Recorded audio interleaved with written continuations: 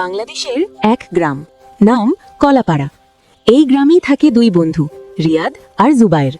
একদিন ভীষণ গরম দুপুরে ওরা স্কুল থেকে ফিরছিল। কাঁচা রাস্তা, দুই পাশে ধান ক্ষেত, মাথার উপর রোদ চুঁইয়ে পড়ছে। জুবায়েরের বাড়ির কাছে একটা বড় আম গাছ আছে। ওরা ক্লান্ত হয়ে গাছের নিচে দাঁড়ালো।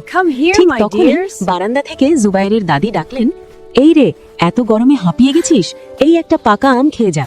দাদি ওদের একটা বড় হলুদ আম দিলেন, কিন্তু আমটা একটাই আর বন্ধু দুইজন। মুহূর্তের জন্য জুবায়ের ভাবল, এটা তো ওদের বাড়ির আম, ইচ্ছে করলে সে একাই খেতে পারে।